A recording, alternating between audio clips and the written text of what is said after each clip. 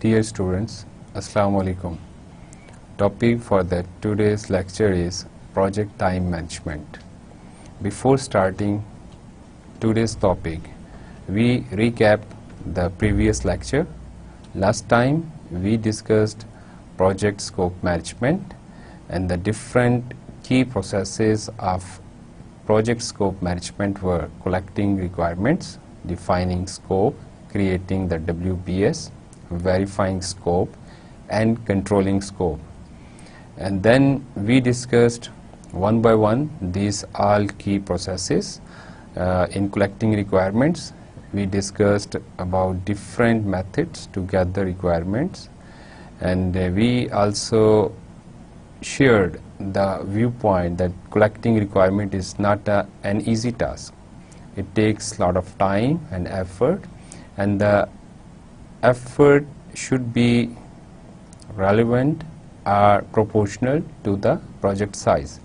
If the project size is small, then definitely requirements gathering may be a short activity, like conducting 2-3 interviews with 2-3 key users. And if the project is huge, then the collection of requirements may involve different methods and lengthy duration, and the documents that are produced, that are developed or prepared during the requirements elicitation and the requirements gathering process may contain a single page or multi-volume documents. So it totally depends on the project size and the nature of the project. And then we discuss defining the scope. What does scope mean? We have a look on the scope, like it is a work need to be done, and we have to define it very clearly.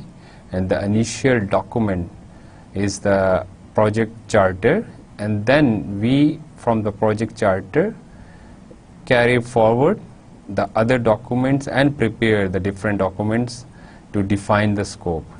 And we definitely estimate for different resources for the different activities or the work to be done. और फिर इसकी elaboration होती रहती है. Next जैसे आज के lecture में हम डिस्कस करेंगे अबाउट द टाइम मैनेजमेंट. तो time is also a key resource. So how to assign or how to estimate the time we will discuss today.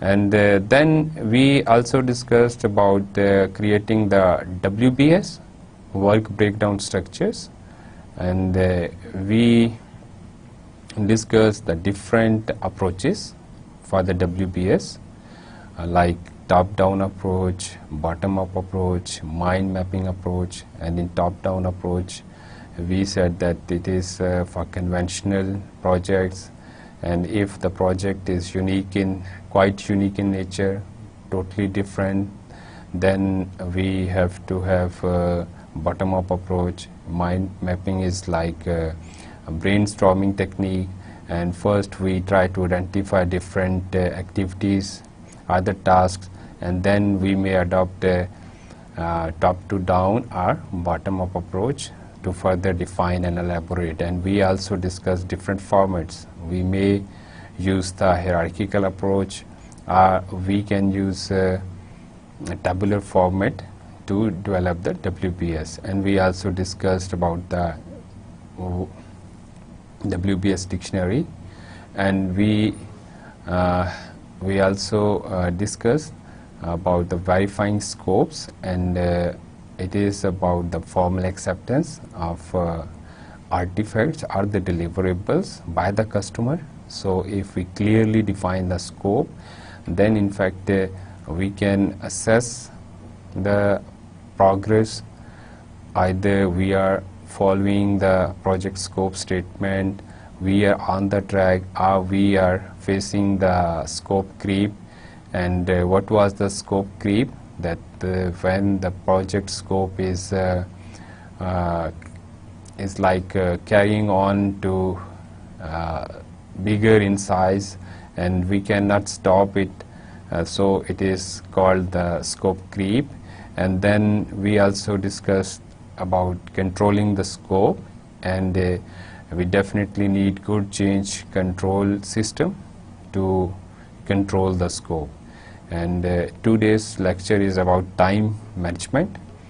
Now we start with the importance of time management, and definitely on-time delivery of the project or the successful completion on the time is the challenging task. And schedule problems are quite common in different projects, doesn't matter it's a IT project or non-IT project. And what is the reason that we have schedule related problems very common? Because time is the entity that can be easily measured by anyone, so we have no confusion about the time. So time, everyone understands the time dimension, and if we say that this specific activity will take 2 days, so no one has any confusion about 2 days, although we have to have clear understanding of the effort, that how much effort we need to do that activity in 2 days. And we will discuss this topic, I mean time and the effort in detail in the coming slides. Anyways, we can easily compare the estimated and the actual time. We estimate for the some task, and when we perform that task, then we see how much the time we spend, that is the actual time.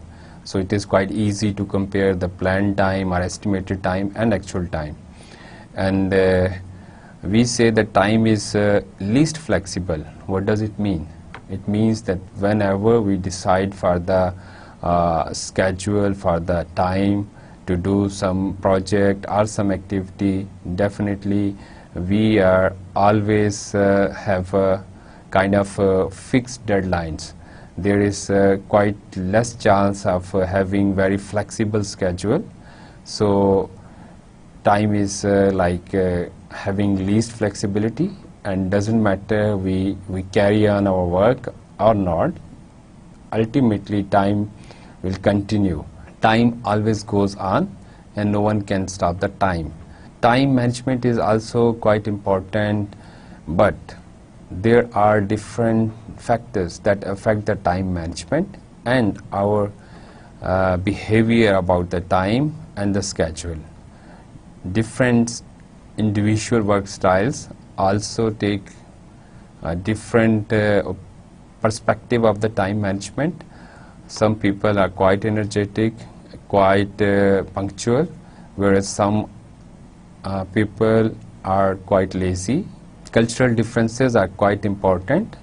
Some people in some country have a different attitude regarding time, whereas some other countries have different kind of time management skills and attitudes to do the task on time. So it totally depends on individual to individual or culture to culture, and definitely organizations' work ethics also may vary. So time is time management is quite tricky, and that's why we have the project time management practices, the good practices that if we follow, we can have a better time management. Now we discuss the key processes of the time management. The first key process is defining activities. The second one is sequencing activities. The third one is estimating activity resources. And fourth one is activity durations, to estimate the activity durations. The fifth one is developing the schedule.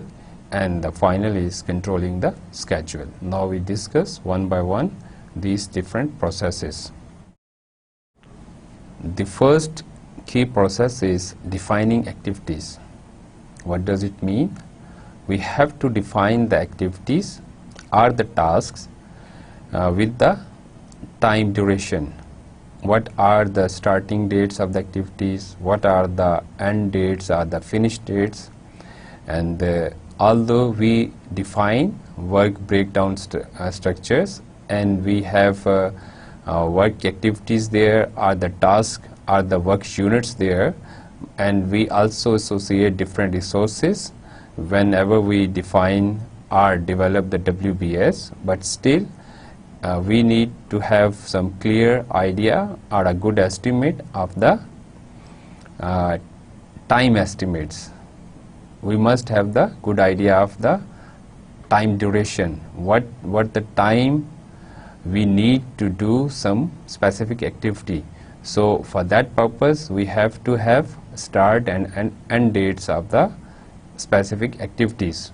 So main input to define activities is definitely scope statement and the WBS, and when we do this process the key output is activity list.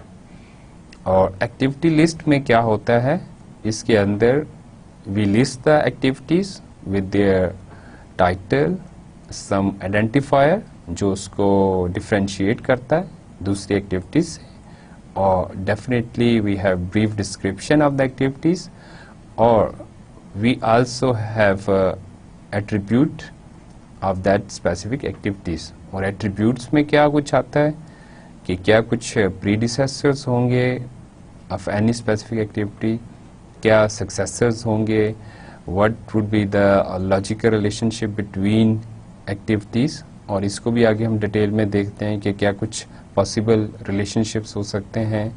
और definitely we have to identify the leads and the lags in terms of time, और different source जो resource requirements हैं वो हमें highlight करनी होती हैं. And obviously if there are some constraints we have to mention those constraints. अगर कोई इम्पोज डेट्स हैं वो बतानी होती हैं, और कोई और related assumptions हैं about those activities, we have to mention those assumptions as well. When we define activities को categorize कर सकते हैं या activities को बेहतर तौर पे monitoring करने के लिए हम उसको milestones में डिवाइड कर सकते हैं या माइलस्टोन्स आइडेंटिफाई कर सकते हैं for any specific project. Milestone आपने पहले भी ये टर्म सुनी होगी कि माइलस्टोन्स क्या होते हैं. When we are travelling from one city to other city and you find many milestones on the way.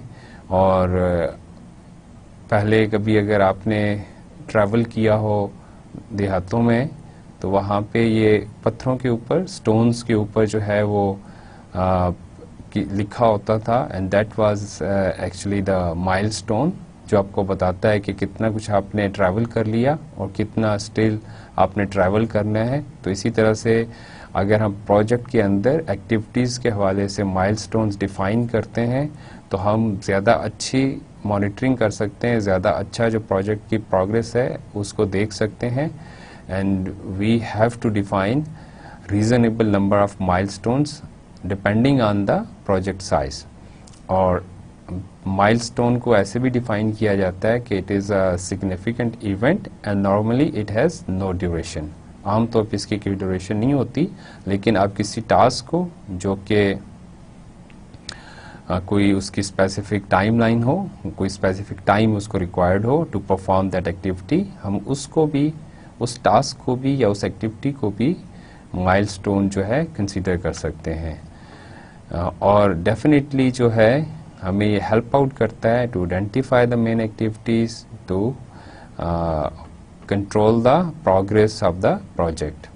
और अल्टीमेटली हमारा इसका गोल क्या होता है कि ये ऑब्जेक्टिव क्या होता है कि whatever goals are the schedule goals are defined, हम उनको मीट कर लें. और ज़रूरी नहीं है कि हर माइलस्टोन जो है वो कोई डिलीवरेबल होगा. It is something that is not necessarily deliverables. और इसकी एग्जांपल आप ऐसे भी ले सकते हैं कि सपोज अगर मैं ये कहूँ कि हमने किक ऑफ मीटिंग एक अरेंज करनी है, that can be a milestone to initiate the project. और ज़रूरी नहीं है कि इस मीटिंग के एंड के ऊपर कोई डॉक्यूमेंट प्रिपेयर हो, ये जस्ट एक इनिशियल मीटिंग हो और इसको स्टिल हम कंसीडर कर सकते हैं कि एक हमारा माइलस्टोन है, क्योंकि हमने एक मीटिंग अरेंज कर ली और अपने स्टेक होल्डर्स के साथ एक इनिशियल डिस्कशन कर ली, और इसको हम माइलस्टोन कह सकते हैं। नेक्स्ट की process of the time management is sequencing activities. Quite simple, इसके लिटरल मीनिंग के साथ इसको अंडरस्टैंड करें कि हमने ये देखना है कि क्या सीक्वेंस होगा डिफरेंट एक्टिविटीज़ का जब हम एक्टिविटीज़ को प्लान कर रहे हैं, जब उसके लिए हम ड्यूरेशन एस्टिमेट कर रहे हैं, तो उसके साथ हमें ये भी देखना है कि कौन सी एक्टिविटी किस एक्टिविटी के ऊपर डिपेंडेंट है। तो हमें we have to define, we have to identify the different dependencies between the different tasks or activities. और डेफिनेटली सिर्फ ये नहीं देखना कि कौन सी एक्टिविटी किसके ऊपर डिपेंडेंट है, हमें वो रीजंस को भी देखना है कि डिपेंडेंसी क्यों है, क्या हम उसको ख़त्म कर सकते हैं डिपेंडेंसी को, या वो ऐसी डिपेंडेंसी है कि जिसको हमें डेफिनेटली लेके चलना है साथ। तो we have to evaluate the reasons for the dependency. और फिर डिपेंडेंसीज को 3 डिफरेंट तरह से डिवाइड किया जा सकता है या क्लासिफाई किया जा सकता है। The first one is mandatory dependencies. Mandatory dependencies को जो है हम अवॉइड नहीं कर सकते, we have to continue with those dependencies. इसी तरह से discretionary dependencies होती हैं या soft logic होती हैं और इनको somehow change किया जा सकता है। and the third one is external dependencies, जो कि कुछ ऐसी dependencies होती हैं जो आपके outside the project आपके activities के साथ उनका relationship होता है, और ज़रूरी नहीं है आपके प्रोजेक्ट के अंदर से भी हो सकता है, लेकिन नॉर्मली क्योंकि इसको एक्सटर्नल ही कहा गया है तो आम तौर पे जो है आउटसाइड द प्रोजेक्ट जो आपकी एक्टिविटीज़ हैं वो इसके साथ रिलेटेड होती हैं, और वो बिल्कुल ऐसी एक्टिविटीज़ नहीं होती कि जिनका प्रोजेक्ट के साथ कोई कंसर्न ना हो। इसलिए मैं इसको एलैबोरेट कर रहा हूँ कि सपोज करते हैं कि आपको कुछ हार्डवेयर चाहिए अपने प्रोजेक्ट के अंदर, तो हार्डवेयर की जो सप्लाई है that is like external dependency in your project for some other activities. तो although के project से related है लेकिन still outside dependency है या external dependency है। और इसकी main input जो है to sequence the activities to find out the relationship or different type of dependencies, activity list होती है, स्कोप स्टेटमेंट होती है एंड द माइलस्टोन लिस्ट। ये सारी हमारी की इनपुट्स हैं। इसके अलावा भी और डॉक्यूमेंट्स जो होते हैं प्रोजेक्ट से रिलेटेड वो भी हमें असिस्ट करते हैं। Those are also the inputs to identify the relationships between different activities. Okay, now we talk about the different schedule tools that assist us, help us to estimate the schedules, to estimate the duration for different activities. और उसके अंदर हम बात करते हैं network diagrams की, जो कि बहुत कॉमनली यूज होती हैं।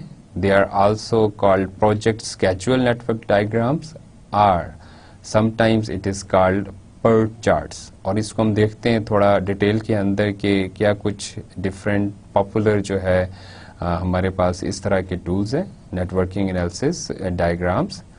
और ये क्या करते हैं, हमें इस तरह की जो टेक्निक्स हैं या टूल्स हैं वो हमें हेल्प आउट करते हैं to identify different relationships between the tasks और या एक्टिविटीज़, और उसका जो भी सीक्वेंस है हम उसको देख सकते हैं।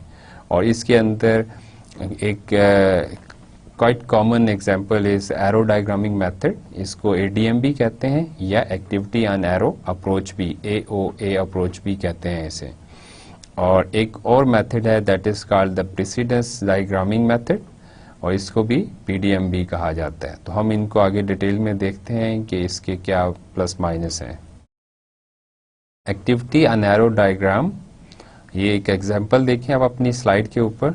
यहाँ पे डिफरेंट नोड्स हैं जो कि सर्कल में रिप्रेजेंट किए गए हैं, और फिर ये डिफरेंट नोड्स जो हैं ये थ्रू एरोस जो है कनेक्टेड हैं और इनके ऊपर जो है दो तरह की फिगर्स मेंशन हैं, अल्फ़ाबेट्स हैं और डिजिट्स हैं।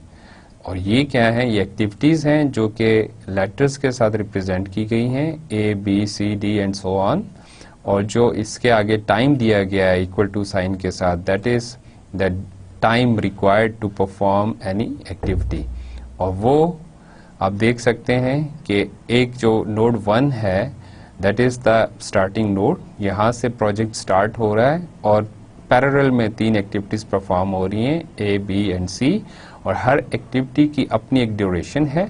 नोड 8 जो है ये एंड नोड है, फाइनल नोड है, यहाँ पे प्रोजेक्ट कंप्लीट हो रहा है और डिफरेंट एक्टिविटीज़ जो है डिफरेंट, इसको यूं भी कह सकते हैं कि ये डिफरेंट पाथ्स हैं जो कि एक्टिविटीज़ फॉलो करेंगी, like from 1 to 2, 2 to 5, 5 to 6 and 8, और 1 to 3, 3 to 6 and 6 to 8। हम इसको बाद में मज़ीद डिटेल में देखेंगे कि इसका क्या यूजेज हो सकता है इस डायग्राम का। अभी हम डिस्कस करते हैं कि हम कैसे AOA डायग्राम बना सकते हैं। फर्स्ट ऑफ ऑल हमें लिस्ट डाउन करना है एक्टिविटीज़ को जो कि जिसके लिए हमने AOA डायग्राम बनानी है, और फिर हमने ये देखना है कि कौन सी एक्टिविटीज़ को हमने नोड 1 पे स्टार्ट करना है। The initial or the very first activities to perform in that specific context. और फिर उसके बाद क्या करना है, हमने फिनिश नोड्स बनाने हैं, we have to draw those nodes, और फिर हमें उनको कनेक्ट करना है थ्रू एरोज और उनको लेबल करना है with activity name and duration, and then we have to look for the burst and merge. अब बर्स्ट और मर्ज क्या है, अगर हम दोबारा पीछे स्लाइड पे जाएं, यहाँ पे देखें इस डायग्राम के अंदर जो नोड 1 है इससे एक से ज़्यादा जो एक्टिविटीज़ यहाँ पे देखें इनिशिएट हो रही हैं, तो ये काइंड ऑफ बर्स्ट है जहाँ पे ऐसा नोड जहाँ पे एक से ज़्यादा एक्टिविटीज़ जो है वो ऑनवर्ड जा रही हैं। और अगर हम सपोज नोड नंबर 5 को देखें जहाँ पे डी और ई जो है वो कंप्लीट हो रहे हैं और यहाँ पे मर्ज हो रहे हैं, तो ये जो है मर्ज नोड कहलाएगा। इसी तरह से नंबर 6 भी मर्ज नोड है, और भी डिफरेंट हो सकते हैं डिपेंडिंग ऑन कि आपका क्या कॉन्टेक्स्ट है, कितने कुछ नोड्स हैं, और उसमें आप डिफ्रेंशिएट कर सकते हैं कि कौन से नोड्स जो हैं वो बर्स्ट हैं और कौन से मर्ज नोड्स हैं। अब हम फिर दोबारा अपनी स्लाइड पे वापस आते हैं, और एक और की पॉइंट ये है, जब आप इस तरह की डायग्राम को ड्रा करते हैं, we have to start from left and should continue towards right, और सारी एक्टिविटीज़ को इंक्लूड करते जाना है अनटिल के हम अब हमारी एक्टिविटीज़ ख़त्म हो जाएं और हम एक फाइनल एक नोट पे पहुँचें। और it is good to have no arrow जो कि एक दूसरे को क्रॉस कर रहे हो ऑन द डायग्राम, ठीक है, ऐसे एरोज को अवॉइड करना चाहिए।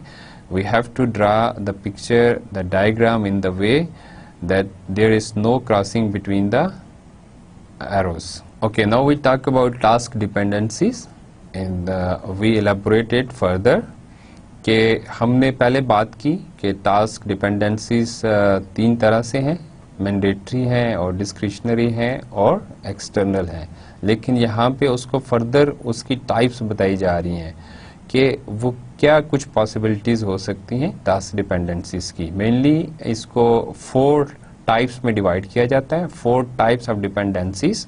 उसके अंदर आप देखें, first one is finish to start, और फिनिश टू स्टार्ट मीन्स के जो टास्क बी है that can not be start, और in other words that to activity जिस तरफ हम जा रहे हैं that activity can not be start until task A finishes. तो ये क्वाइट कॉमन जो है एक डिपेंडेंसी की टाइप है। आमतौर पे हमारी अक्सर एक्टिविटीज़ जो होती हैं वो इसी तरह की होती हैं कि एक एक्टिविटी जो है वो फिनिश होती है तो दूसरी स्टार्ट होती है, एक नॉर्मल सीक्वेंस जो होता है डिफरेंट टास्क को परफॉर्म करने का। The second one is start to start, and it is about task B can not start until task A starts. और ये किसको डिफाइन ये किसको बता रहा है, ये इस तरह का रिलेशनशिप कि जिसमें हमें पैरेलल टास्क स्टार्ट करने होते हैं। जब पैरेलल टास्क स्टार्ट होते हैं तो उनकी टाइप जो होती है वो स्टार्ट टू स्टार्ट होती है, जिसमें फ्रॉम एक्टिविटी भी और टू एक्टिविटी भी दोनों एक साथ स्टार्ट होती हैं। अब third one is finish to finish dependency. और फिनिश टू फिनिश में क्या होता है कि task B can not finish until task A finishes. और इसका मतलब क्या है कि टू एक्टिविटी जो है that can not be finished until के आप टास्क ए या फ्रॉम एक्टिविटी को फिनिश नहीं करेंगे। कि आप ज़रूरी नहीं है कि जो इनिशिएशन है दोनों एक्टिविटीज़ की वो एक साथ हो, लेकिन जो वो फिनिश होंगी वो जब कंक्लूड करेंगे उन एक्टिविटीज़ को, जब वाइंड अप करेंगे तो वो एक साथ दोनों ख़त्म होंगी। इसी तरह से the fourth one is start to finish. और ये थोड़ा सा रेयर रिलेशनशिप है बिटवीन एक्टिविटीज़ और थोड़ा सा ट्रिकी है। इसके अंदर देखें कि task B can not finish until task A starts. Two activity को जो है उस वक्त तक हम ये फॉर्मली फिनिश नहीं कर सकते अनटिल अनलेस की जो फ्रॉम एक्टिविटी है वो स्टार्ट ना हो जाए। Okay, here is the example of precedence diagramming method.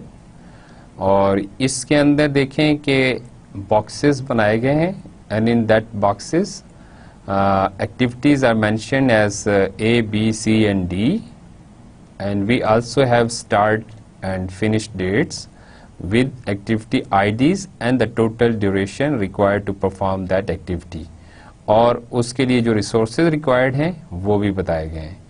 और ये जो है ये फिगर IT प्रोजेक्ट मैनेजमेंट की बुक से चैप्टर 6 से पेज 221 से ली गई है। इस डायग्राम के अंदर जो आपको ब्लू कलर के बॉक्सेस नज़र आ रहे हैं जिनके आउटर बॉर्डर बोर्ड्स हैं जिन बॉक्सेस के, इसको हम आगे देखेंगे। ये बेसिकली हमें क्रिटिकल पाथ को बता रहे हैं और ये क्रिटिकल पाथ क्या होता है इसको आगे डिटेल में हम डिस्कस करेंगे।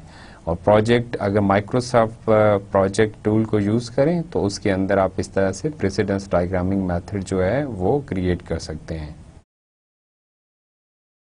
In this slide, we compare activity and arrow and precedence diagramming method. और precedence diagramming method सबसे पहला जो डिफरेंस है, ये पहला जो प्लस पॉइंट है PDM का, वो ये है कि it is more frequently used as compared to activity and arrow method.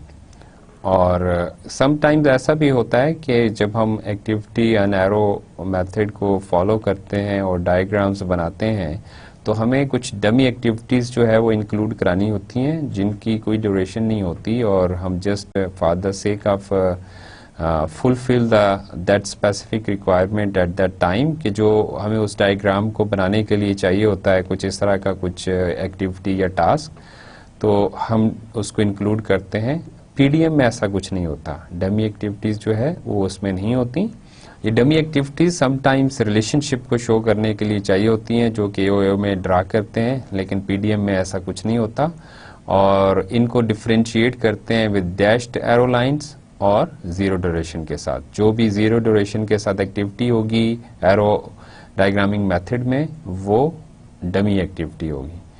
PDM जो है वो डिफरेंट हमें डिपेंडेंसीज शो कराता है, जबकि एक्टिविटी एंड एरो जो डायग्रामिंग मेथड है उसके अंदर एक ही तरह का रिलेशनशिप शो होता है जिसको हम फिनिश टू स्टार्ट कहते हैं कि एक एक्टिविटी फिनिश होगी तो दूसरी एक्टिविटी स्टार्ट होगी। तो ये भी एक लिमिटेशन है एक्टिविटी एंड एरो मेथड की।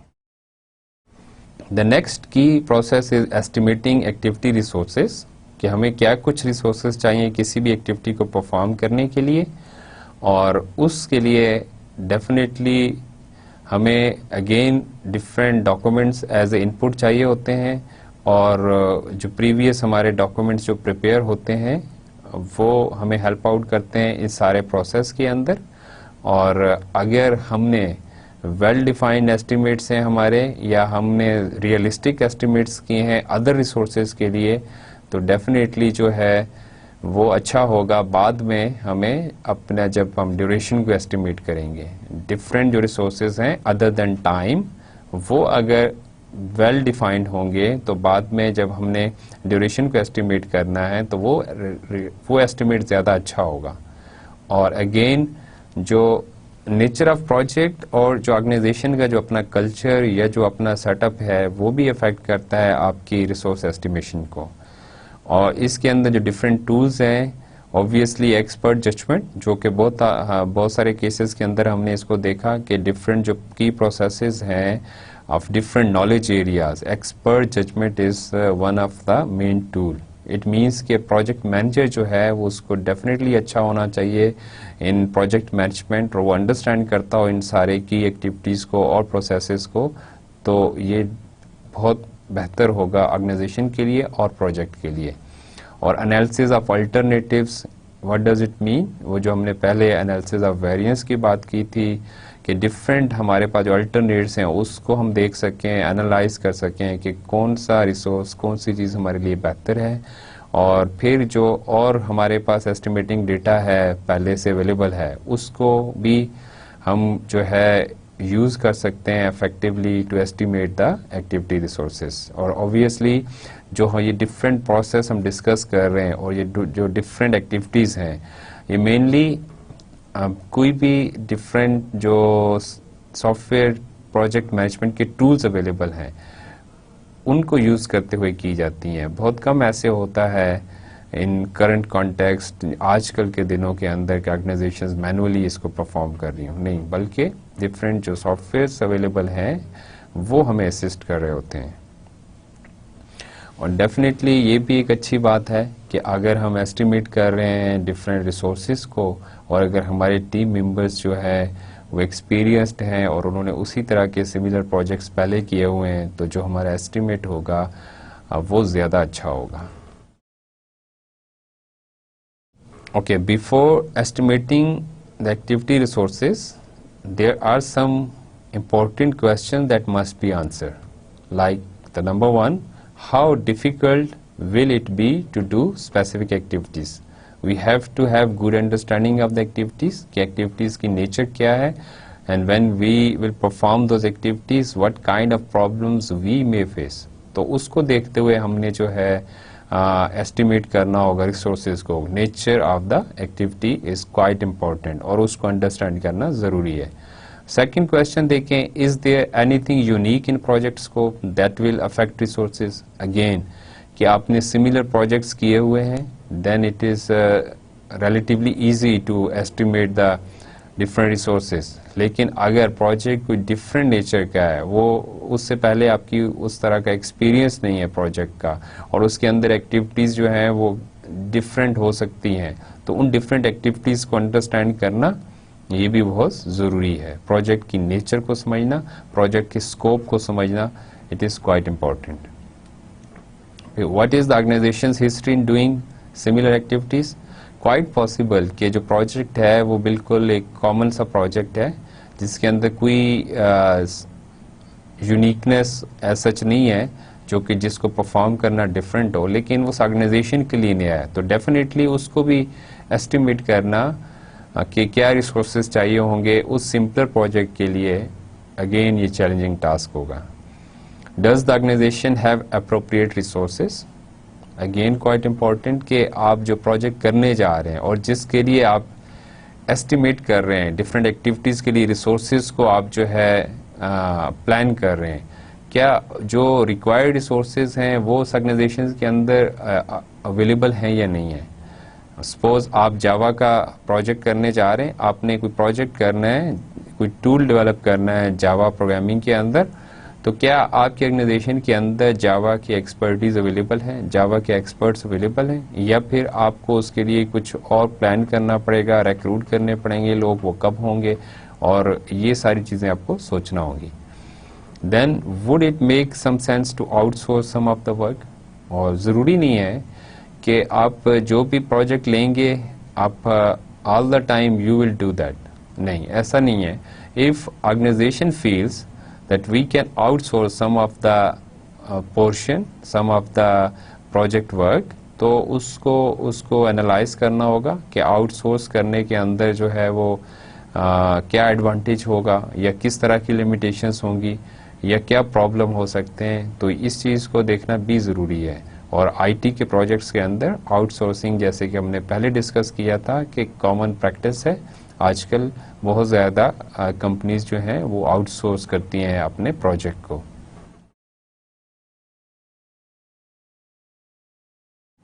जब हम एस्टिमेट करते हैं डिफरेंट रिसोर्सेज फॉर एक्टिविटीज़, तो अल्टीमेटली जो आउटपुट होती है वो क्या होती है, list containing the activity resources requirement और रिसोर्स ब्रेकडाउन स्ट्रक्चर, और साथ इसके प्रोजेक्ट डॉक्यूमेंट्स जो होते हैं डिफरेंट, वो भी अपडेट होते हैं।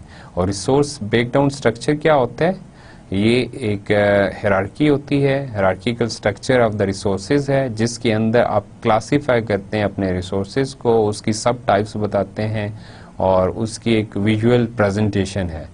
और इसकी एग्जांपल देखें कि आपकी कैटेगरी प्रोग्रामर्स हो सकती है एज ए रिसोर्स, ठीक है, और उसके अंदर जो आपकी सब टाइप्स हो सकती हैं या टाइप्स जिनको कहा जाए, तो वो क्या हो सकता है कि Java programmers, .NET programmers, maybe some web development programmers जो कि कोई और किसी टेक्नोलॉजी के अंदर एक्सपर्ट हों।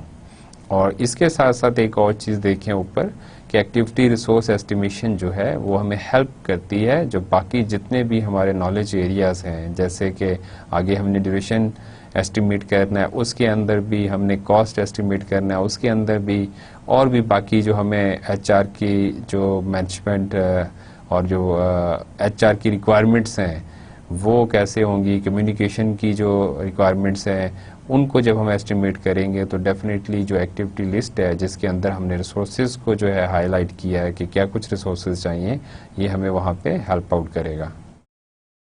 Okay, the next key process is estimating activity durations. Estimate जब करते हैं हम पहले resources को, और उन resources की बेस के ऊपर हम टाइम को एस्टिमेट करते हैं, ड्यूरेशन, क्योंकि टाइम भी एक रिसोर्स है। तो पहले हम बाकी रिसोर्सेज जो है जिसके अंदर ह्यूमन रिसोर्स भी हो सकता है, कुछ स्पेसिफिक हार्डवेयर हो सकता है, और डिफरेंट तरह के रिसोर्सेज हो सकते हैं, उसके बाद फिर हम ड्यूरेशन को एस्टिमेट करते हैं।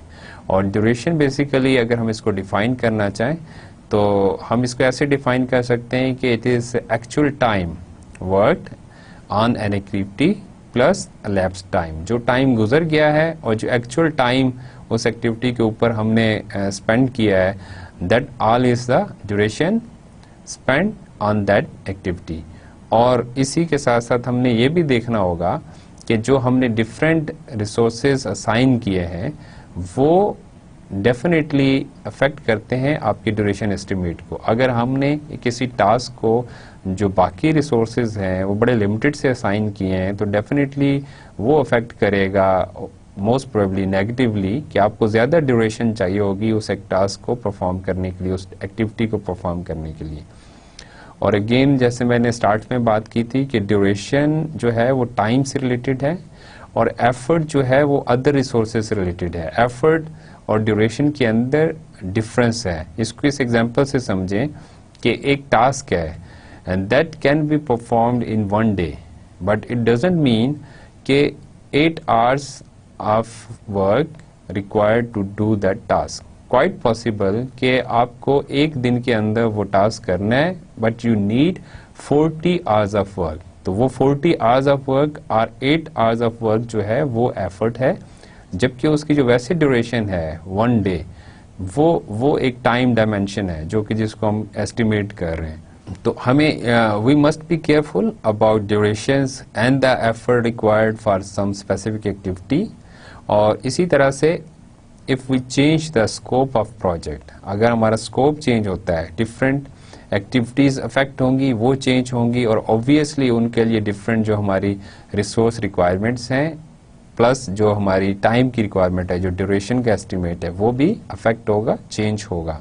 Again it is quite good to review some similar projects. वो आपको एक अच्छा फीडबैक मिलता है, इनपुट मिलता है कि पहले जो इस तरह के टास्क हुए, एक्टिविटीज़ हुई, वो आपको रियल एक एस्टिमेट में हेल्प करेंगे कि अब अगर हम इस टास्क को परफॉर्म करेंगे तो हमें क्या टाइम चाहिए होगा।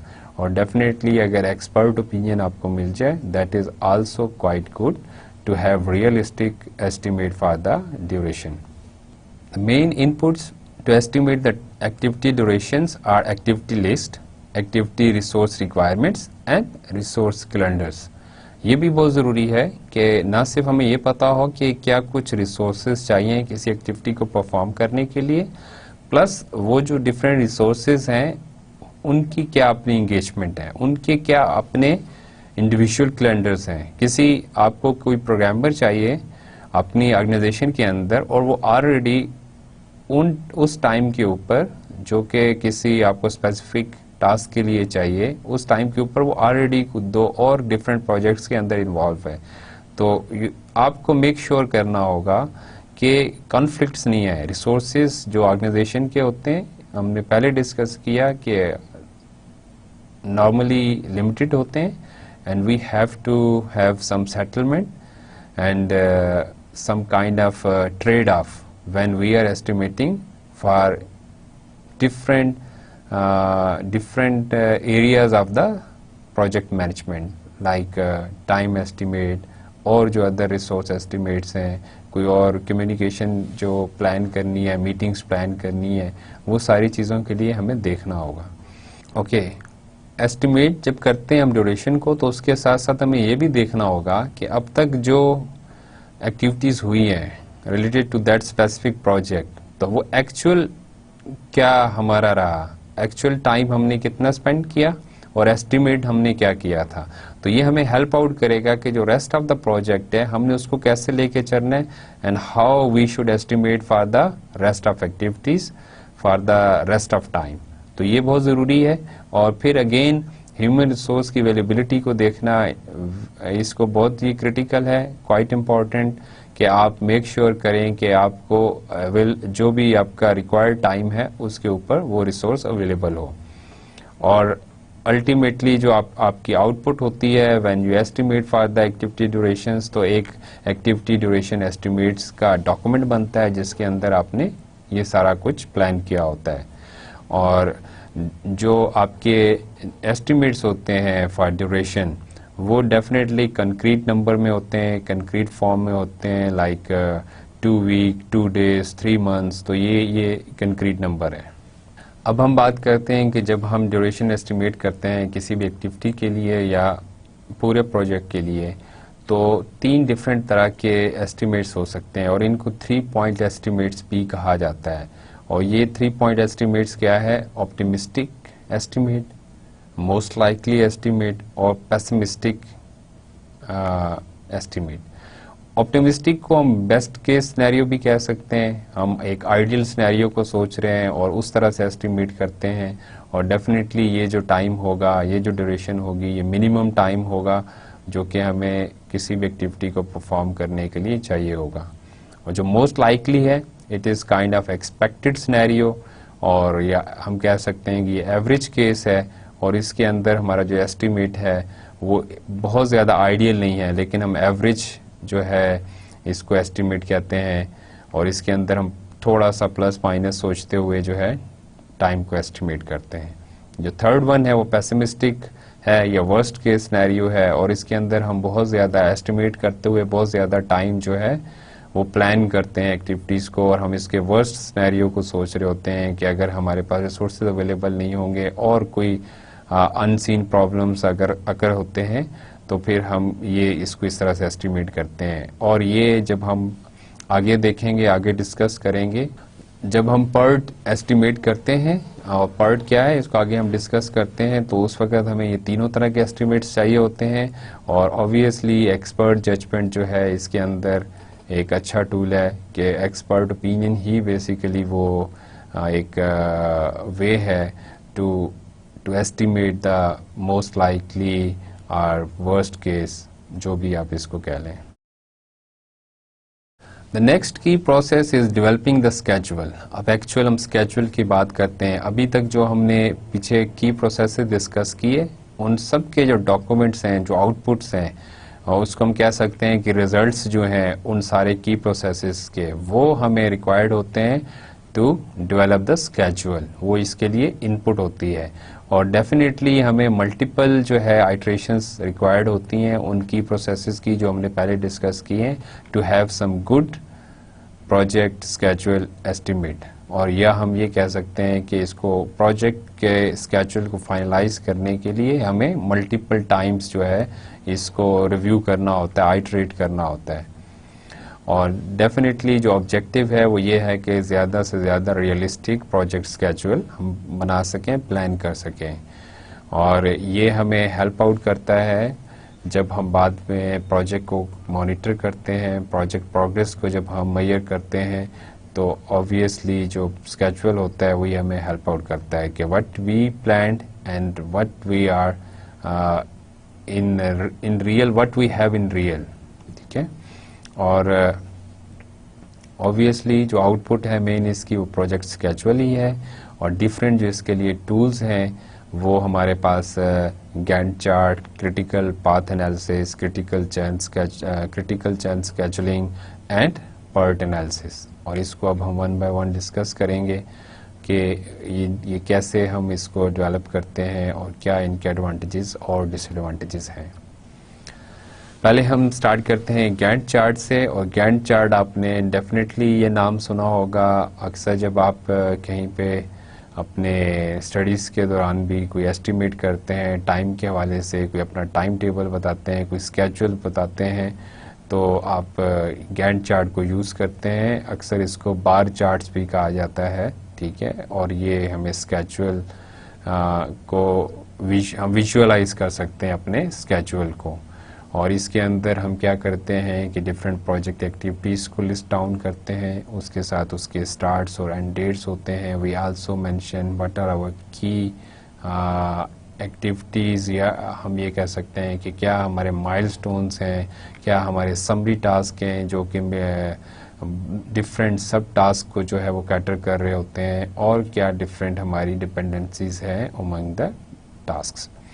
और एक्टिविटीज़ जो है वो वही होती हैं जो कि वर्क यूनिट्स होते हैं WBS के अंदर, जिसको वर्क पैकेज कहा जाता है, और डेफिनेटली इनका एक जैसा होना ज़रूरी है। ऐसा नहीं हो सकता कि WBS के अंदर कुछ और वर्क आइटम डिफाइन किए जाएं और जब हम यहाँ पे एक्टिविटीज़ को उनके लिए एस्टिमेट करें टाइम और रिसोर्सेज को, तो यहाँ पे कोई डिफरेंट लिस्ट हो या डिफरेंट एक्टिविटीज़ हो। डेफिनेटली इनको मैच करना चाहिए WBS की एंट्रीज़ के साथ, और डिफरेंट हम इसके अंदर सिंबल्स को यूज़ करते हैं, और इसको हम एक एग्जांपल के थ्रू जो है लर्न करने की कोशिश करेंगे कि वो क्या सिंबल्स हैं। इस स्लाइड के अंदर देखें आप, तो हमारे पास एक गैंट चार्ट है, और ये गैंट चार्ट जो यहाँ पे लेफ़्ट साइड जो है इस फिगर के अंदर, यहाँ पे डिफरेंट एक्टिविटीज़ को लिस्ट डाउन किया गया है। इसके अंदर कुछ मेन टास्क्स हैं, कुछ सब टास्क्स हैं। अगर आप देखें नंबर 11 के ऊपर, तो जो मेन टास्क है वो एडवर्टाइजिंग है, और उसके अंदर जो है डिफरेंट और सब टास्क दिए गए हैं, जैसे डेवलप क्रिएटिव ब्रीफ्स और डेवलप कॉन्सेप्ट्स और क्रिएटिव कॉन्सेप्ट्स। तो ये डिफरेंट सब टास्क हैं जो कि उस हेडिंग के अंदर, एडवर्टाइजिंग के अंदर दिए गए हैं।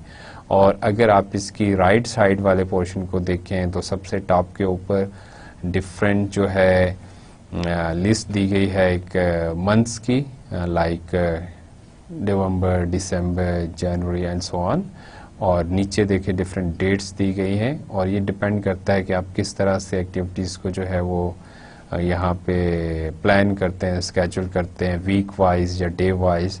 तो यहाँ पे वीक वाइज जो है इनको प्लान किया गया है, और यहाँ पे इसके नीचे पोर्शन में डेट्स के नीचे देखें अगर, तो हमें डिफरेंट बार्स नज़र आ रही हैं, और इसके अंदर कुछ बिल्कुल ब्लैक हैं, और उसके दोनों साइडों के ऊपर जो है, दोनों एंड्स के ऊपर वो एरोस बने हुए हैं जिनकी डायरेक्शन टूवर्ड्स डाउन है। तो इनको हम देखें समरी टास्क कह रहे हैं, और उन समरी टास्क के अंदर जो है सब टास्क हैं, और सब टास्क जो है वो जितनी उनकी लेंथ है वो बेसिकली उसकी एस्टिमेटेड या वो रिक्वायर्ड ड्यूरेशन जो है उसको बता रहे हैं। कि लेट से अगर हम यहाँ पे एक एग्जांपल लेते हैं कि डेवलप क्रिएटिव ब्रीफ्स, जो कि एडवर्टाइजिंग के अंदर फर्स्ट सब टास्क है नंबर 12 के ऊपर, तो ये कहीं मिड ऑफ जनवरी में स्टार्ट होके एंड ऑफ फरवरी को जा रहा है। तो ये इसका एस्टिमेटेड टाइम है जो कि रिक्वायर्ड है। और अगर आप देखें तो यहाँ पे कुछ आपको डायमंड साइन नज़र आ रहे हैं, डायमंड बॉक्स नज़र आ रहे हैं, तो ये डिफरेंट माइलस्टोन्स को जो है यहाँ पे डिस्प्ले कर रहे हैं। और डिफरेंट माइलस्टोन्स देखें, अगर इसी के अंदर जो ये टास्क जो हमारा नंबर 11 के ऊपर जो है, जो समरी टास्क जिसको हम कह रहे हैं एडवर्टाइजिंग, इसके एंड के ऊपर जब ये ख़त्म हो रहा है इसका क्रिएटिव कॉन्सेप्ट, तो हमने इसके नीचे जो है वो एक माइलस्टोन साइन दिया हुआ है और इसके साथ डिफरेंट डेट्स भी मेंशन की गई हैं कि कब जो है ये डिफरेंट माइलस्टोन्स हम इसको अचीव करेंगे। तो एक और चीज़ जो इम्पॉर्टेंट है उसको देखें कि डिफरेंट जो बार्स हैं वो आपस में कनेक्टेड हैं विद एरोस, और ये जो है वो डिपेंडेंसीज को शो कर रही हैं बिटवीन द टास्क। अगर आप देखें ये नंबर 6, 7 और 8 के ऊपर, तो ये सारे टास्क जो हैं वो आपस में रिलेटेड हैं और इसको इस तरह से शो किया गया है। अगर नीचे आप आए, आप अगर 26 रो नंबर और 27 को देखें, यहाँ पे माइलस्टोन और जो एक स्पेसिफिक टास्क या एक्टिविटी है उसके अंदर भी डिपेंडेंसी को शो किया गया है। तो ये जो फिगर है वो अगेन आईटी प्रोजेक्ट मैनेजमेंट की बुक से ली गई है जिसका पेज नंबर 225 है। और ये एक एग्जांपल जो है आपको हाईलाइट कर रही है वो सारे की कॉन्सेप्ट्स जो कि गैंट चार्ट के हवाले से हैं और वो जो डिफरेंट सिंबल्स हैं जिनको यूज़ किया जाता है to develop the Gantt chart. Milestones हमने बात की कि नॉर्मली ये कोई इनकी ड्यूरेशन नहीं होती और हम इसको प्रोग्रेस को मॉनिटर करने के लिए आइडेंटिफाई करते हैं कुछ इस तरह की एक्टिविटीज़ या टास्क जो कि प्रोजेक्ट के अंदर टाइम टू टाइम हम देख रहे होते हैं और किस तरह के माइलस्टोन्स होने चाहिए या कितने कुछ माइलस्टोन्स होने चाहिए किसी एक प्रोजेक्ट के अंदर। ये डिपेंड करता है कि प्रोजेक्ट की नेचर क्या है, उसका साइज़ क्या है। लेकिन यहाँ पे इस स्लाइड के अंदर कुछ गाइडलाइंस दी गई हैं to develop, to highlight, to identify the milestones के किस तरह के माइलस्टोन्स होने चाहिए, और इसको हम स्मार्ट क्राइटेरिया भी कहते हैं। और S stands for the specific, M for measurable, A for assignable, R for realistic and T for time framed.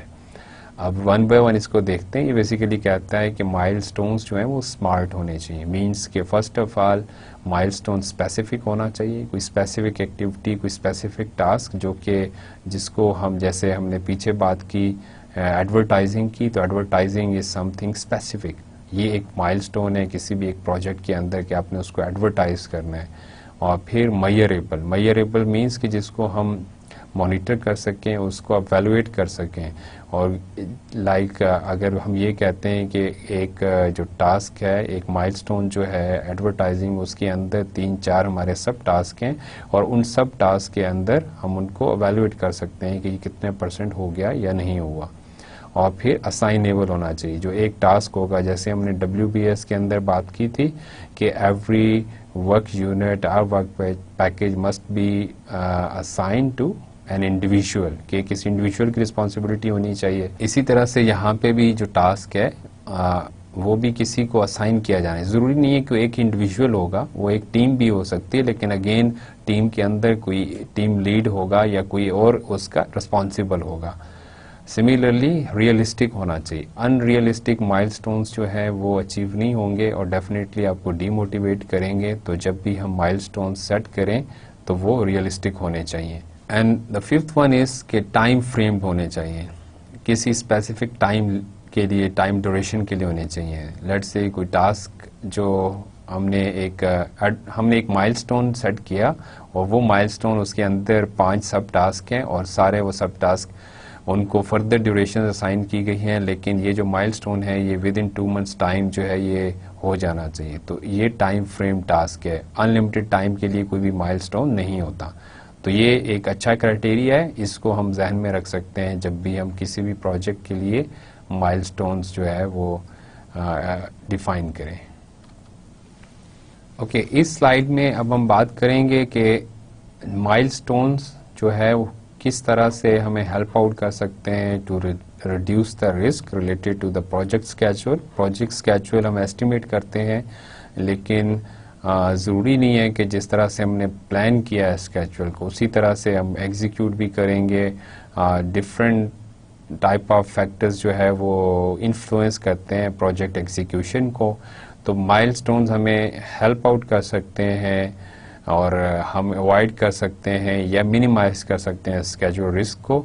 तो उसके अंदर पहली जो की पॉइंट है वो ये है कि हम माइलस्टोन्स को डिफाइन करें in the early phases of the project. हम जितना अर्ली उनको आइडेंटिफाई करेंगे, जितना अर्ली हम उनको डिफाइन करेंगे और उनको इंक्लूड करेंगे गैंट चार्ट में, तो हमारे लिए जो प्रोग्रेस को मॉनिटर करना है that would be quite easy. और इसी तरह से माइलस्टोन्स को जो है हम we should try to keep it smaller and frequent. बहुत ज़्यादा टाइम ड्यूरेशन के बाद या बहुत ज़्यादा एक्टिविटीज़ के बाद कोई माइलस्टोन डिफाइन करना कोई अच्छी प्रैक्टिस नहीं है. We should have some small milestones और फ्रीक्वेंट माइलस्टोन होने चाहिए. तो वो ज़्यादा अच्छा हमें इनसाइट देंगे प्रोजेक्ट का. अगर हम हर एक महीने के टाइम के ऊपर प्रोजेक्ट को अगर एवेलुएट कर रहे हैं और मॉनिटर कर रहे हैं कि क्या हम ऑन द ट्रैक हैं या हम डी ट्रैक हो गए हैं, तो ये इससे बहुत बेहतर है कि हम 3 महीने के बाद अपनी प्रोग्रेस को देख रहे हों कि क्या हम टाइम के ऊपर चल रहे हैं, क्या हम एस्टिमेटेड जो हमारे जो प्लान्स थे उनको हम फॉलो कर रहे हैं या नहीं कर रहे हैं. इसी तरह से माइलस्टोन्स जो हैं वो आपस में सारे रिलेट करने चाहिए और किसी फिक्स उसके साथ जो है फिक्स जैसे पीछे हमने बात की थी कि रियलिस्टिक होने चाहिए और टाइम फ्रेम होने चाहिए और सारे प्रोजेक्ट को जो है उसके अंदर डिफरेंट माइलस्टोन्स मिलके वो सारे प्रोजेक्ट की प्रोग्रेस को हमें हाईलाइट करेंगे. एंड अगेन माइलस्टोन जो है वो नेचर उसकी बाइनरी होगी, आइदर इट इज़ कंप्लीटेड और इनकम्प्लीटेड. तो इसके अलावा नहीं होगा. माइलस्टोन को देख के हम डिसाइड कर सकते हैं कि क्या ये कंप्लीट हो गया, फॉर सम अदर रीजंस ये कंप्लीट नहीं हो सका. और इसी तरह से जो है हमें क्रिटिकल पाथ जो है उसको केयरफुली देखना होगा. और क्रिटिकल पाथ क्या होता है इसको हम आगे आने वाले उसके अंदर लेक्चर में डिस्कस करेंगे कि इसको कैसे हम कैसे कैलकुलेट करते हैं और कैसे फिर इसको मैनेज करते हैं या इसको कैसे अपडेट करते हैं. ओके, अब हम बात करते हैं डिफरेंट रिकमेंडेशंस की आईटी प्रोजेक्ट के कॉन्टेक्स्ट में और सॉफ्टवेयर डेवलपमेंट प्रोजेक्ट्स भी आप उनको कह सकते हैं. और इसके अंदर हमने ये इसको अलहदा से इसलिए हाईलाइट किया है, यहाँ पे अलहदा से इसलिए ये एक स्लाइड दी है कि आमतौर पे जो आईटी के प्रोजेक्ट्स होते हैं, जो सॉफ्टवेयर प्रोजेक्ट्स होते हैं, उनके अंदर स्केड्यूल जो एस्टिमेट्स होते हैं वो बहुत पुअर होते हैं. और मोस्ट ऑफ द टाइम हमारे जो प्रोजेक्ट्स होते हैं आईटी प्रोजेक्ट्स उनमें हम फेल होते हैं to meet the estimated time और द स्केड्यूल. और इसके लिए सबसे की पॉइंट ये है कि हमें कंटिन्यूस प्रोजेक्ट को मॉनिटर करना चाहिए, प्रोजेक्ट की प्रोग्रेस को, and we should revise the plan accordingly. जितनी फ्रीक्वेंट मॉनिटरिंग होगी और उसके साथ ही फ्रीक्वेंट अपडेट्स होंगी तो वो ज़्यादा अच्छा होगा हमारे प्रोजेक्ट के लिए लॉन्ग टर्म में, लॉन्ग रन में. और फिर अगेन हमें हाई क्वालिटी स्टैंडर्ड्स को जो है सेट करना होगा, जो कि हमने यहाँ पे लिखा उसको कि build on a solid line. What does it mean कि कम से कम जो है उसके अंदर एरर्स हों. अगर हमारा जो प्रोजेक्ट है वो फुल ऑफ बग्स है या उसको उस तरह से क्वालिटी कंट्रोल पे फोकस नहीं किया गया तो डेफिनेटली वो बाद में भी, पहले भी डेवलपमेंट जब हम कर रहे हैं उस टाइम के ऊपर भी और डिप्लॉयमेंट जब हो जाएगी तो उसके बाद भी वो बहुत ज़्यादा हमारे लिए टाइम टेकिंग प्रोजेक्ट होगा और डेफिनेटली ऑर्गेनाइजेशन को लॉस में लेके जाएगा. इसी तरह से बहुत ज़रूरी है कि we should assign right task to the right people. जो एक्यूरेट टास्क जो कर सकते हैं, जो कि ज़्यादा कैपेबल हैं, जिनके पास ज़्यादा अच्छी एक्सपर्टीज़ हैं, उनको टास्क असाइन करना चाहिए एज़ कम्पेयर टू के आप उन लोगों को टास्क असाइन करें जो कि इतने ज़्यादा एक्सपर्ट नहीं हैं या उन टास्क के अंदर उनकी एक्सपर्टीज़ या रेलिवेंट नहीं है उनसे वो. और डेफिनेटली जो आपके अच्छे डेवलपर्स हैं उनको ही क्रिटिकल जो टास्क हैं वो असाइन करने चाहिए, तभी आपका प्रोजेक्ट के सक्सेसफुल और ऑन टाइम होने के चांसेस ज़्यादा है।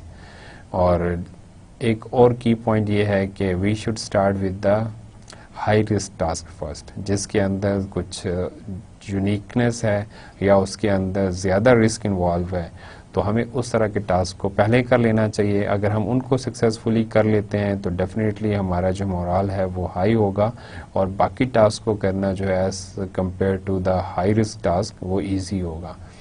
लेकिन इट डजेंट मीन कि हम हर टास्क को जो है वो कंसीडर करें या कोई ऐसा प्रोजेक्ट है जो कि है ही हाई रिस्क प्रोजेक्ट। इसीलिए यहाँ पे अगर आप स्क्रीन पे देखें तो एक प्रोवर्ब लिखा है, don't boil the ocean. What does it mean कि अगर आप कोई ऐसी एक्टिविटी करेंगे जिसका कोई पॉसिबल आउटकम नहीं है या जो यूजलेस हो सकती है after spending a lot of time and other resources, तो आप कोई ऐसा यूनिक प्रोजेक्ट है जिसके अंदर आपकी एक्सपर्टीज बिल्कुल नहीं है, तो वो काइंड ऑफ प्रोजेक्ट है जिसके अंदर आपको बहुत थॉरो एनालिसिस करना पड़ेगा और बहुत केयरफुली आपको देखना पड़ेगा कि किस टास्क को पहले करना है और किसको असाइन करना है और कैसे होगा। और फाइनल देखें कि इंटीग्रेट अर्ली एंड ऑफन, और ये आजकल की एक कॉमन प्रैक्टिस है जिसको हम एजाइल मेथोडोलॉजी भी कहते हैं या एजाइल डेवलपमेंट भी कहते हैं, कि जितना फ्रीक्वेंटली जो है आप इंटीग्रेट करते रहेंगे अपने डिफरेंट सॉफ्टवेयर कंपोनेंट्स को, उनको टेस्ट करते रहेंगे, तो ऑब्वियसली उसके अंदर जो है वो चांसेस एरर के और प्रॉब्लम्स अकर होने के वो कम होंगे। तो ये एक अच्छी प्रैक्टिस है कि आप फ्रीक्वेंटली बिल्ड करते रहें अपने डिफरेंट जो भी वर्जन्स हैं, और इसको देखें आइडियल ये है कि आप डेली बेसिस के ऊपर इसको करेंगे और डेली बेसिस पे इंटीग्रेट करेंगे अपने कोड को, तो ये ज़्यादा बेहतर होगा। Okay students, now we summarise today's lecture. हमने बात की different key processes related to the project time management. First one was defining activities, और हमने कहा कि एक्टिविटीज़ आदो के हम WBS के अंदर भी उनको हाईलाइट करते हैं, ब्रेक डाउन करते हैं, लेकिन अगेन यहाँ पे हम क्या करते हैं कि एक्टिविटीज़ को कोई लेबल असाइन करते हैं, कोई उसके लिए स्पेसिफिक टैग, उसके आइडेंटिफायर, उसके एट्रीब्यूट्स, उसका डिस्क्रिप्शन, तो ये इस तरह की सारी जो है वो एक्टिविटीज़ लिस्ट डाउन हो जाती हैं और ये एक फाइनल डॉक्यूमेंट बनता है कि क्या कुछ एक्टिविटीज़ हैं जिनके लिए हमें सारे रिसोर्सेज इंक्लूडिंग टाइम जो है वो एस्टिमेट करना है। और फिर उसके बाद हम सीक्वेंसिंग द एक्टिविटीज़, ये दूसरा की प्रोसेस था। इसके अंदर हमने देखा कि जो डिफरेंट रिलेशनशिप्स हैं एक्टिविटीज़ के बीच में, हमने उसको आइडेंटिफाई करना है, उसको जस्टिफाई करना है, उसके रीजंस को देखना है, और फिर इसमें हमने देखा कि मैंडेटरी और डिस्क्रिशनरी और एक्सटर्नल जो है एक्टिव डिपेंडेंसीज हो सकती हैं, और फिर हमने एस्टिमेटिंग एक्टिविटी रिसोर्सेज के प्रोसेस को देखा कि how we estimate the resources for different project activities, और इसके अंदर हमने कहा कि हम रिसोर्स ब्रेकडाउन स्ट्रक्चर जो है वो डेवलप करते हैं, इसके अंदर उसको कैटेगराइज करते हैं डिफरेंट रिसोर्सेज को, और उसकी जो डिफरेंट टाइप्स या सब टाइप्स हैं उनके बारे में बताते हैं, और और हम प्रोजेक्ट डॉक्यूमेंट्स जो हैं डिफरेंट उनको अपडेट करते हैं अकॉर्डिंगली। और फिर हमने एक्टिविटी ड्यूरेशन के एस्टिमेट की बात की, उसके अंदर हमने ड्यूरेशन वर्सेस एफर्ट की बात की कि when we are talking about duration it is only related to the time dimension, लेकिन जब हम एफर्ट की बात करते हैं तो effort is actually the resources required to do that specific activity. और इसमें मैंने आपको मिसाल दी थी कि 1 day duration may need 8 hours of effort or 40 hours of effort। फिर इसी तरह से हमने डिफरेंट जो है एस्टिमेट्स के बारे में कहा कि 3 पॉइंट एस्टिमेट्स, मोस्ट लाइकली और पेसिमिस्टिक, जिसको हमने बाद में वर्स्ट केस और एवरेज केस, और इसी तरह से ऑप्टिमिस्टिक केस जो है उसकी बात की, और डिफरेंट एस्टिमेट्स हमें कैसे हेल्प करते हैं इसको हम अगले लेक्चर के अंदर देखेंगे जब हम PERT चार्ट की बात करेंगे। और फिर उसके बाद हमने स्केड्यूल डेवलपमेंट की बात की और जितना हमने कहा कि अच्छा स्केड्यूल प्लान होगा उतने ज़्यादा सक्सेसफुल होने के चांसेस हैं। अगर आप स्टार्टिंग लेक्चर्स की स्लाइड्स को जहन में लाएं और उसमें हमने ट्रिपल कांस्टेंट की बात की थी और ट्रिपल कांस्टेंट के अंदर एक कांस्टेंट जो है वो टाइम का है। तो अगर हमारा टाइम जो एस्टिमेट है वो सही नहीं होगा, स्केड्यूल एस्टिमेट सही नहीं होगा, तो क्वाइट चांसेस के आपका प्रोजेक्ट सक्सेसफुल नहीं होगा। तो इसके अंदर डिफरेंट टूल्स हैं जिनको हम यूज़ करते हैं टू स्केड्यूल द प्रोजेक्ट। और उसके अंदर हमने first one Gantt chart discuss किया और गैंट चार्ट के बारे में हमने कहा कि ये कॉमनली यूज़ होता है। इसके अंदर डिफरेंट एक्टिविटीज़ होती हैं, माइलस्टोन्स को हम हाईलाइट करते हैं, उसके डिफरेंट नोटेशंस को हमने डिस्कस किया कि डायमंड साइन जैसे यूज़ होता है फॉर माइलस्टोन, बार्स यूज़ होती हैं जो डिफरेंट टास्क को डिस्प्ले करती हैं और उनकी ड्यूरेशन को बताती हैं। और फिर हम डिफरेंट बार्स के बीच में या टास्क के बीच में जो डिपेंडेंसीज़ हैं उनको थ्रू एरोस हम आइडेंटिफाई करते हैं और विजुअलाइज करते हैं। तो अगर बाद में इस प्रोजेक्ट इधर से दोबारा ये बोलूँगा, गैंट चार्ट को डिस्कस करने के बाद हमने कहा कि जो माइलस्टोन्स हैं उसके लिए एक क्राइटेरिया डिस्कस किया, दैट इज़ स्मार्ट। और स्मार्ट के अंदर हमने कहा कि फ्रीक्वेंट होने चाहिए, स्मॉल माइलस्टोन्स होने चाहिए, उसको साइनेबल होने चाहिए और टाइम फ्रेम्ड होने चाहिए। तो ये सारी चीज़ें क्यों ज़रूरी हैं कि ताकि हम ज़्यादा फ्रीक्वेंटली प्रोजेक्ट की परफॉर्मेंस को, प्रोग्रेस को देख सकें। और if we are not on the track और हम बिहाइंड द स्केड्यूल हैं तो हम उसको ज़्यादा अच्छे तरीके से प्लान कर सकें और अपने जो डॉक्यूमेंट्स हैं उनको अपडेट कर सकें and then we try to finish it according to the revised schedule, rather than कि हम कोई उसकी मॉनिटरिंग और परफॉर्मेंस को ना देखें और अल्टीमेटली हम जो है प्रोजेक्ट फेलियर की तरफ चले जाएं। और इसी के साथ साथ हमने ये भी देखा कि अगर हम सॉफ्टवेयर प्रोजेक्ट्स की बात करें तो उसके अंदर भी हमें ज़्यादा केयरफुल होना चाहिए जब हम माइलस्टोन्स को डिफ़ाइन कर रहे हैं और जब हम डिफरेंट एक्टिविटीज़ या टास्क को डिफरेंट रिसोर्सेज को साइन करते हैं, स्पेशली ह्यूमन रिसोर्स जो है, तो इसके अंदर हमें ज़्यादा केयरफुल होने की ज़रूरत है।